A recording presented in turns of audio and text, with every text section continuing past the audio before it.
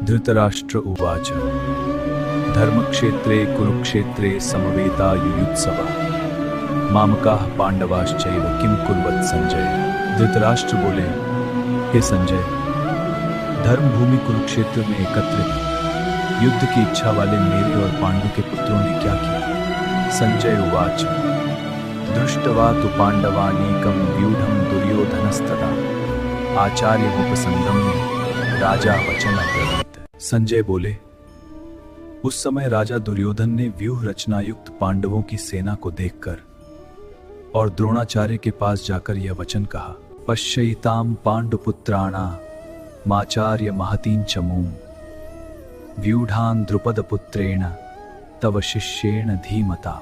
हे आचार्य, आपके बुद्धिमान शिष्य द्रुपद पुत्र धृष्टद्युम्न द्वारा व्यूहाकार खड़ी की हुई पांडुपुत्रों की इस बड़ी भारी सेना को देखिए।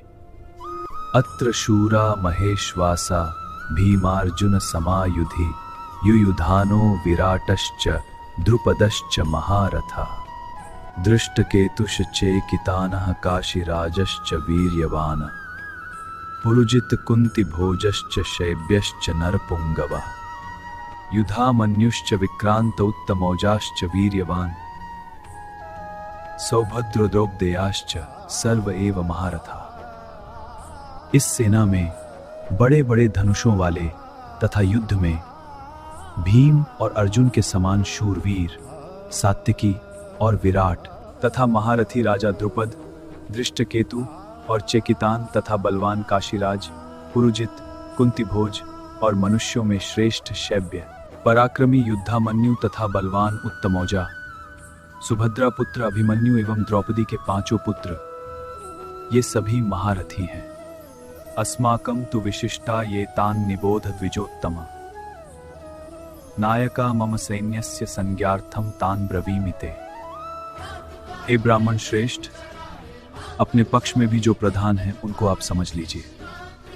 आपकी जानकारी के लिए मेरी सेना के जो सेनापति हैं उनको बतलाता हूं। भवान भीष्मश्च कर्णश्च कृपश्च समितिंजयः अश्वत्थामा विकर्णश्च सौमदत्तिस्तथैव च। आप द्रोणाचार्य और पितामह भीष्म तथा कर्ण और संग्राम विजयी कृपाचार्य, वैसे ही अश्वत्थामा, विकर्ण और सोमदत्त का पुत्र भूरिश्रवा,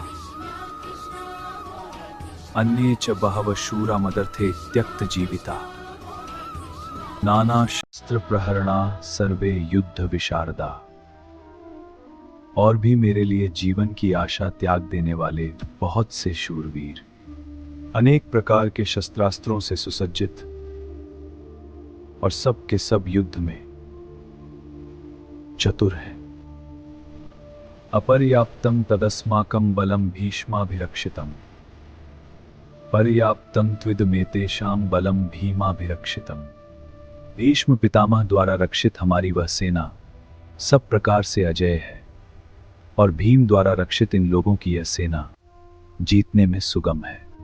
अयनेषु च सर्वेषु यथा भागम वस्थिताः भीष्ममेवाभिरक्षन्तु भवन्तः सर्व एव।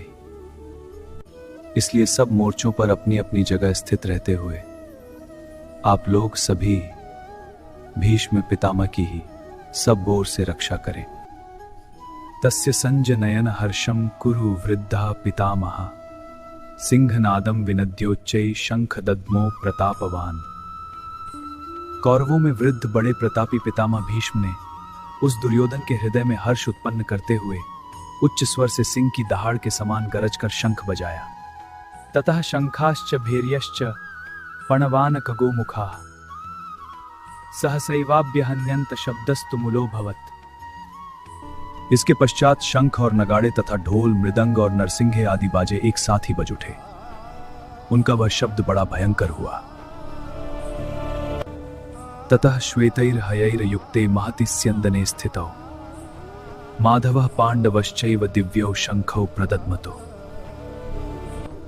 इसके अनंतर सफेद घोड़ों से युक्त उत्तम रथ में बैठे हुए श्री कृष्ण महाराज और अर्जुन ने भी अलौकिक शंख बजाए।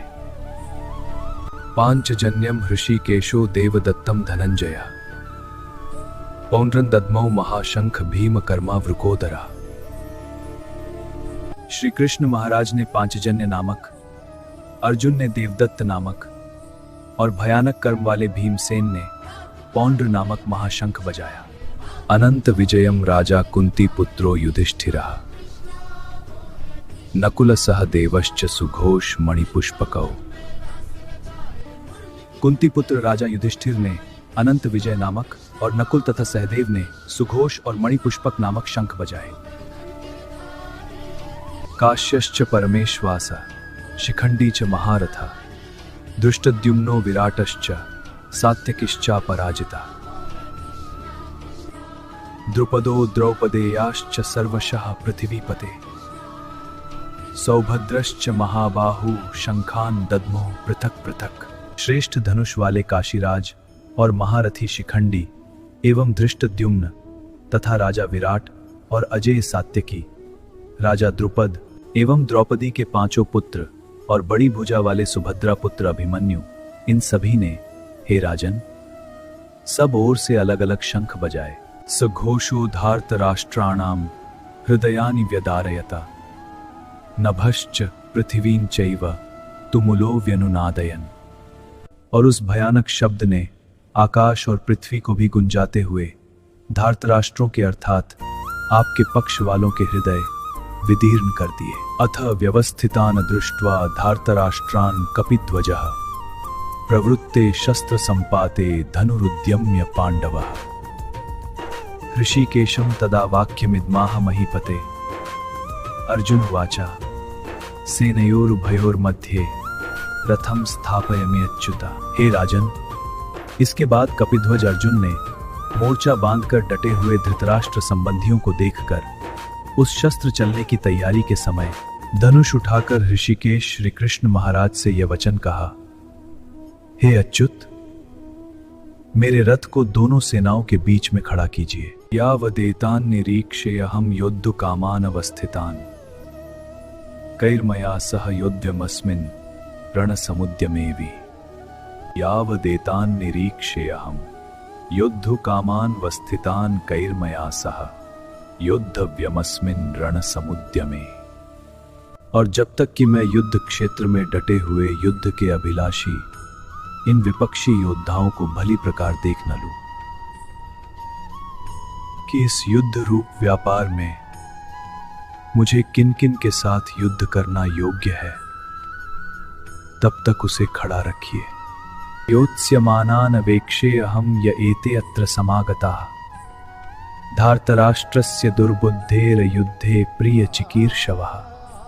दुर्बुद्धि दुर्योधन का युद्ध में हित चाहने वाले जो ये राजा लोग इस सेना में आए हैं, इन युद्ध करने वालों को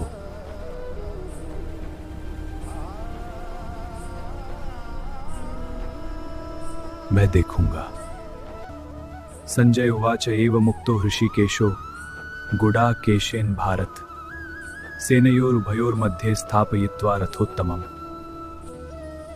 भीष्म द्रोण प्रमुखतः सर्वेषां च महीक्षिताम् उवाच पार्थ पश्येतान् संवेतान् कुरुनिति। चंद्र ने दोनों सेनाओं के बीच में भीष्म और द्रोणाचार्य के सामने तथा संपूर्ण राजाओं के सामने उत्तम रथ को खड़ा करके इस प्रकार कहा कि हे पार्थ, युद्ध के लिए जुटे हुए इन कौरवों को देख।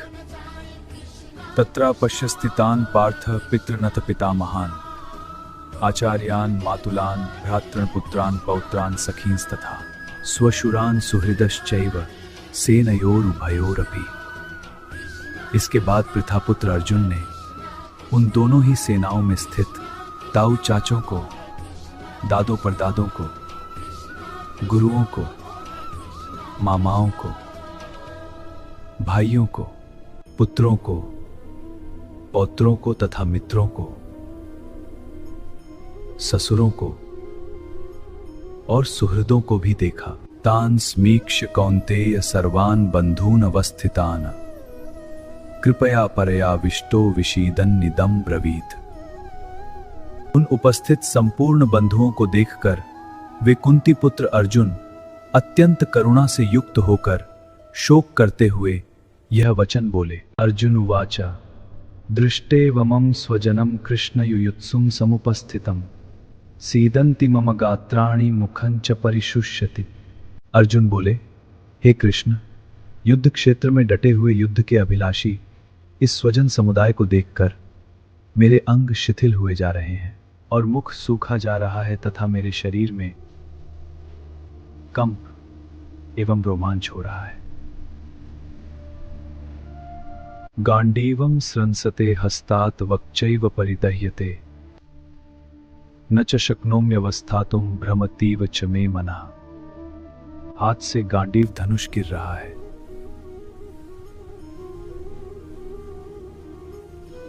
और त्वचा भी बहुत जल रही है तथा मेरा मन भ्रमित सा हो रहा है,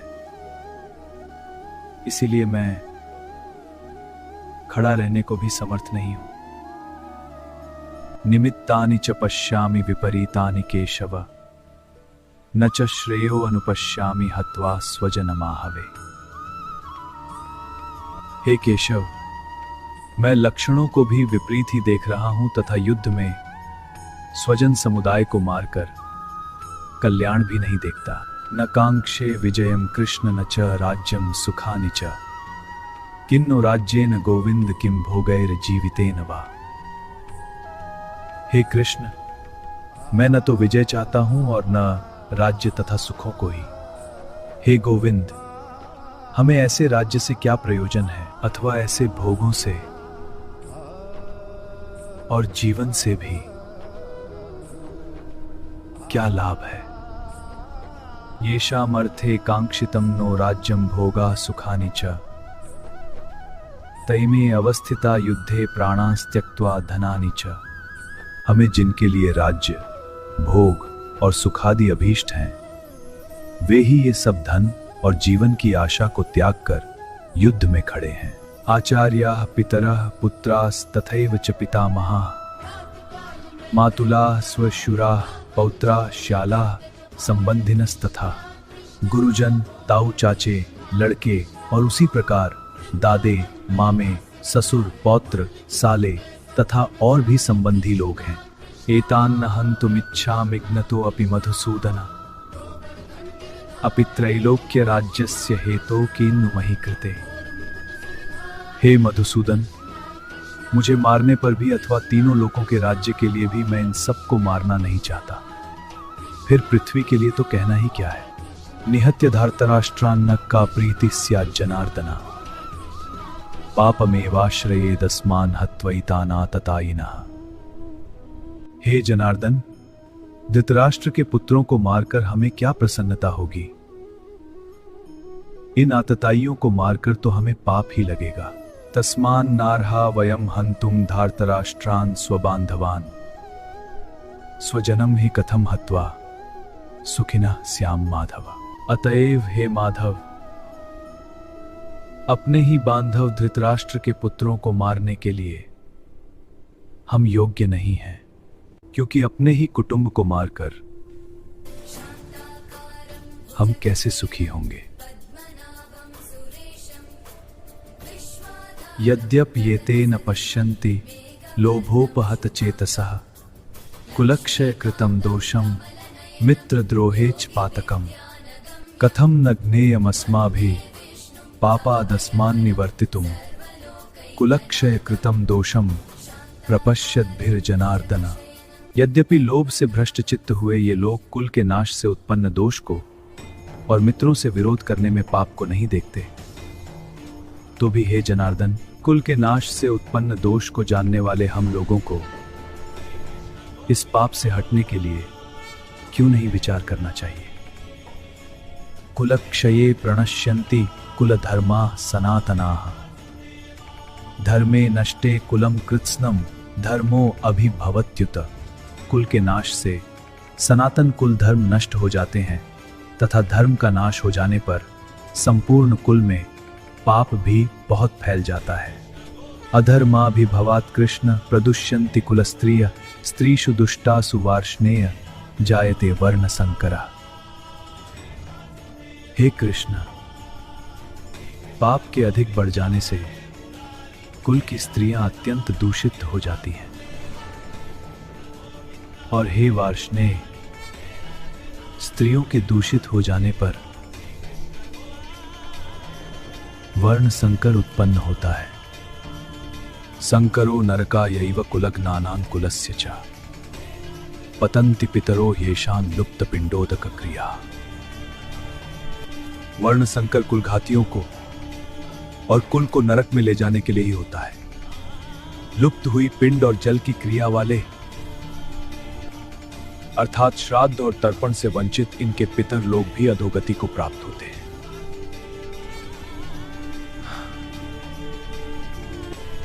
दोषैरेतै कुलघ्नानां वर्ण संकर कारकै उत्साद्यन्ते जाति धर्माः कुल धर्माश्च शाश्वताः। इन वर्ण संकर कारक दोषों से कुलघातियों के सनातन कुल धर्म और जाति धर्म नष्ट हो जाते हैं। उत्सन्न कुल धर्माणां मनुष्याणां जनार्दन नरके अनियतम वासो भवतीत्यनुशुश्रुम। हे जनार्दन, जिनका कुल धर्म नष्ट हो गया है, ऐसे मनुष्यों का अनिश्चित काल तक नरक में वास होता है, ऐसा हम सुनते आए। अहो बत महत् पापं कर्तुम व्यवसिता वयम यद्राज्य सुख लोभेन हंतुम स्व। शोक, हम लोग बुद्धिमान होकर भी महान पाप करने को तैयार हो गए हैं।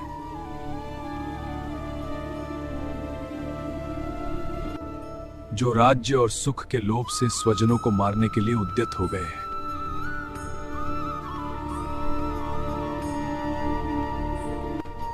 यदि मां प्रतीकारम शस्त्रम शस्त्रपाणया धर्तराष्ट्रारणे हन्युस्तन्मिक्षेमतरम भवे।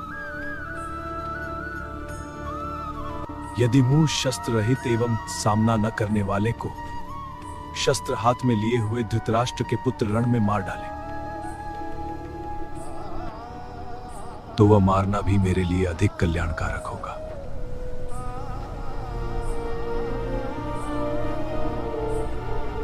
संजय उवाच एवमुक्त्वा अर्जुन संख्ये रथोपस्थोपाविशत् विसृज्य सशरम चापम शोक संविघ्न मानसा।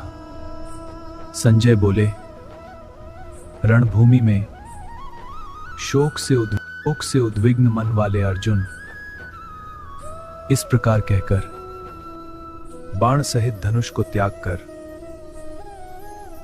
रथ के पिछले भाग में बैठ गए। अब मेरी बात ध्यान से सुनिए। इस वीडियो को सारे संसार में फैला दो। सब लोगों से सब्सक्राइब करवाओ, सबको शेयर करो। अगली बार हम गीता के दूसरे अध्याय में मिलेंगे। आप सबका कल्याण हो। आप अपने प्रश्न मुझसे सीधा कमेंट बॉक्स में पूछ सकते हैं।